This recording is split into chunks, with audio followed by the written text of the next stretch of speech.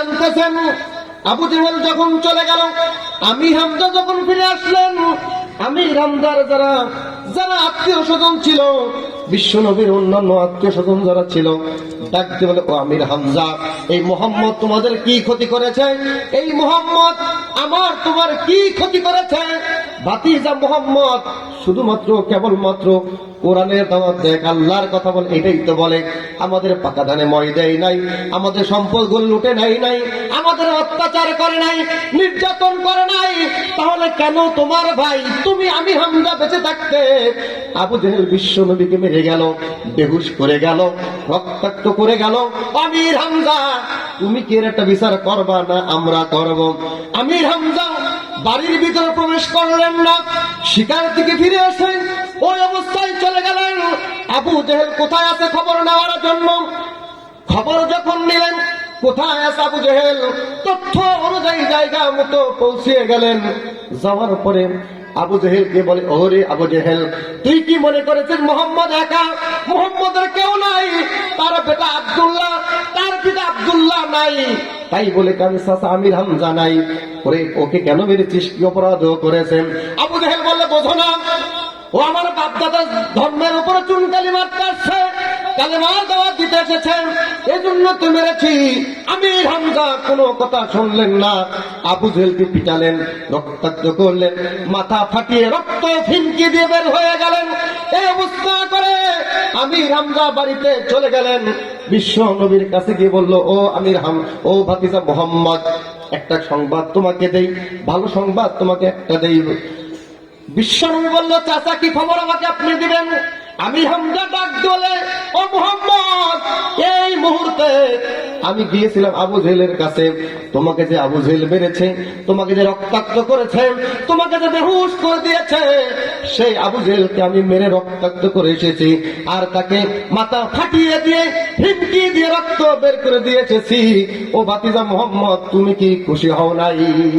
আমার বন্ধুগণ, আমার ভাইয়ারা, আপনার আমার নবী বিশ্ব নবী ডাক দিয়ে বলে, চাচা আপনি কার মাথা ফাটিয়ে দিয়ে এসেছেন? কাকে মেরে রক্তাক্ত করে দিয়ে এসেছেন? কাকে আপনি বেহুশ করে দিয়ে এসেছেন? এটা আপনার ভাতিজা মোহাম্মদ শুনতে চায় না, আপনার ভাতিজা মোহাম্মদ শুনতে চায়। আপনি যদি আমাকে খুশি করতে চান, আমাকে আমি মোহাম্মদকে যদি রাজি আর খুশি করতে চান, তাহলে আপনি বলেন লা ইলাহা ইল্লাল্লাহু মুহাম্মাদুর রাসূলুল্লাহ। দিকে করে লা ইলাহা ইল্লাল্লাহ, জোরে লা জোরে লা ইলাহা ইল্লাল্লাহ, জোরে লা ইলাহা ইল্লাল্লাহ, লা ইলাহা ইল্লাল্লাহ, জোরে লা ইলাহা ইল্লাল্লাহ। পাখির গানে গানে হাওয়ার টানে টানে, পাখির গানে গানে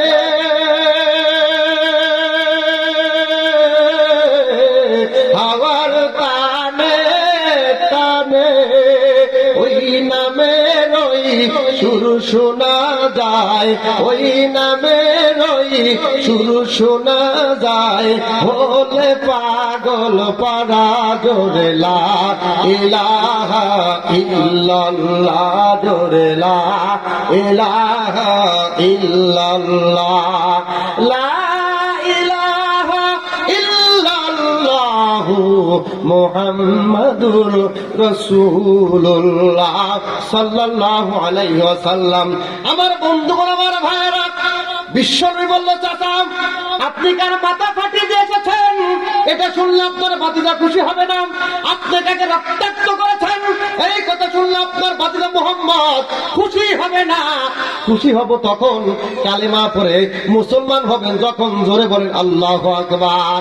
আমার বন্ধুগণ, আমার ভাইয়েরা, আপনাকে আমাকে যদি কেউ মারত, আপনার আমার মাথা যদি কেউ ফাটিয়ে দিয়ে আসতো, আর আমার ভাই আমার ভাতিজা আমার চাচা যদি তাকে প্রতিশোধ নিত আমরা খুশি হয়ে যেতাম, কিন্তু আল্লাহর নবী আপনার আমার নবী বিশ্ব নবী বলল, চাচা আমি খুশি হব তখন কাকে মেরেছেন তাতে আমি খুশি হব না, আমি তো খুশি হব তখন কালেমা পড়ে মুসলমান হবেন যখন।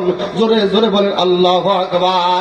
আমার বন্ধুগণ, আমার ভাইয়েরা, বিশ্ব নবীর প্রতি ঈমান আনতে গেলেন, ঈমান আনলেন যখন আমি হামজা বলল, ভাতিজারে আমি যদি আবু জেহেলকে মারার পরে তুমি খুশি হও নাই, রক্তাক্ত করেছি তারপরে খুশি হও নাই, মাথা ফাটিয়ে রক্ত বের করে দিয়েছি তারপরে খুশি হও নাই, মুহাম্মদ যদি কালেমা পড়লে খুশি হয়ে যাও মুহাম্মদ, তাহলে তুমি সাক্ষী থাকো, তোমার সামনে পড়ে নিলাম আশহাদু আল্লাহ ইলাহা ইল্লাল্লাহু ওয়া আশহাদু আন্না মুহাম্মাদান আবদুহু ওয়া রাসূলুহু। জোরে জোরে বলেন আল্লাহু আকবার।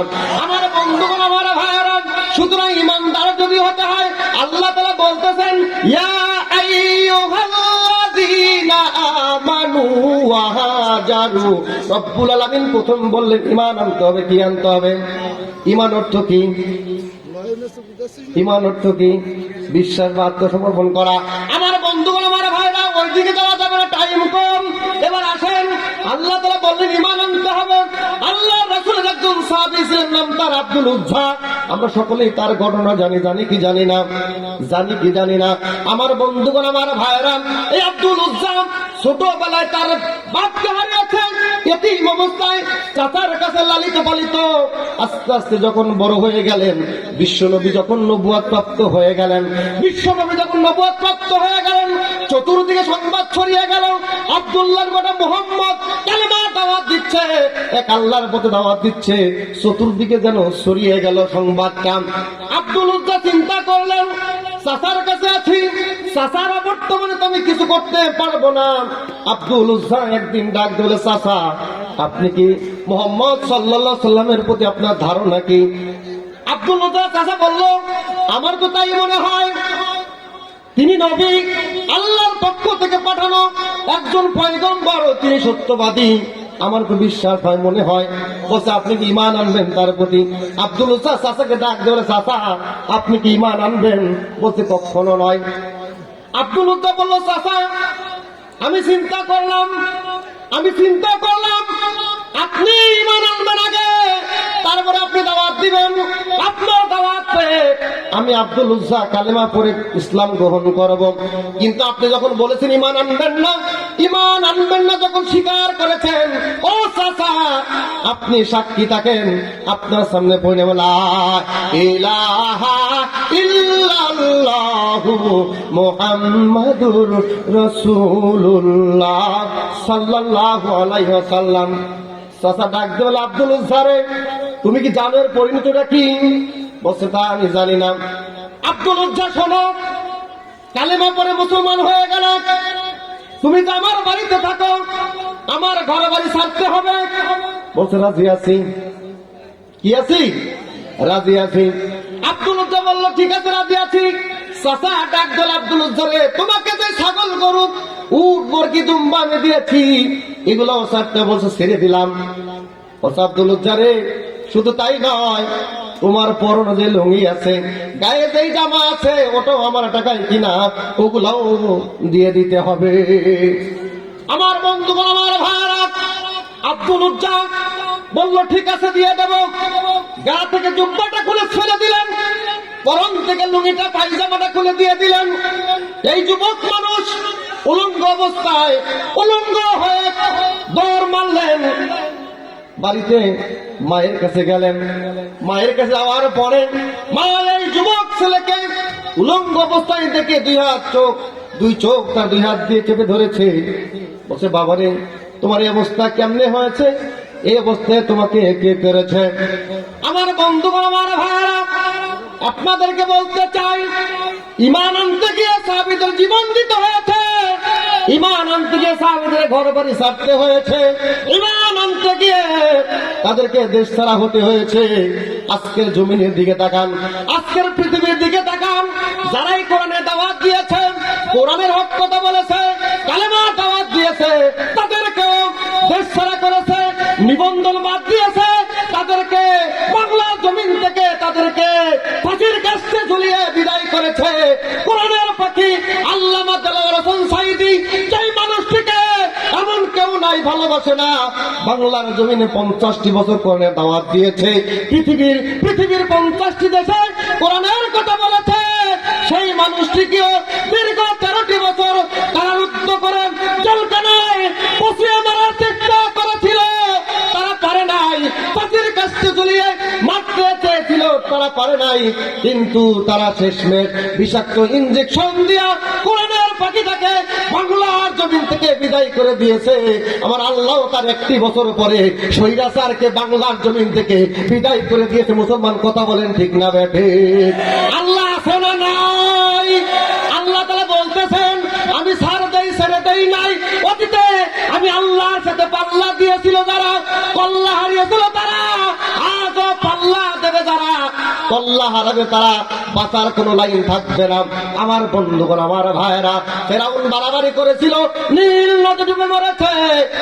নমরুদ বাড়াবাড়ি করেছিল, নেংরা মশা দিয়ে আল্লাহ দুনিয়ার জমিন থেকে বিদায় করেছে।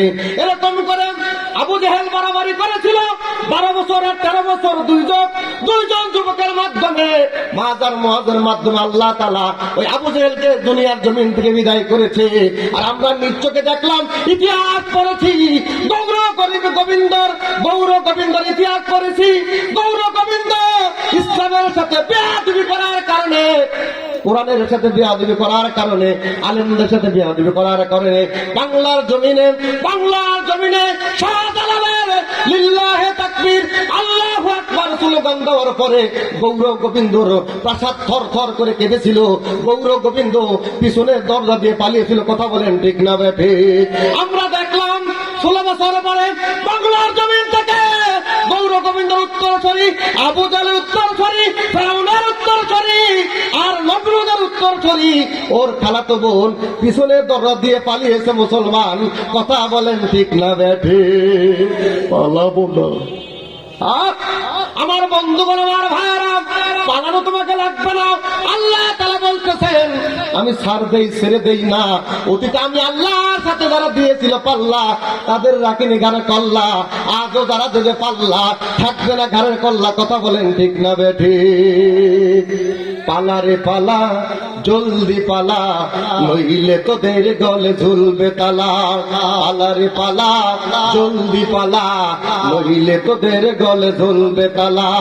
হক আসছে বাতিল তো কাঁপছে, হক আসছে বাতিল তো কাঁপছে, ছিনিয়ে নেবে ওরা জয়ের মালা। পালা রে পালা, পালা রে পালা, জলদি পালা, নইলে তোদের গলে ঝুলবে তালা। আমার বন্ধুগণ, আমার ভাইরা, আব্দুল উজ্জা তার মার সামনে দাঁড়ালেন। মা তার যুবক সন্তানকে উলঙ্গ অবস্থায় দেখে 2টা চোখ চেপে ধরে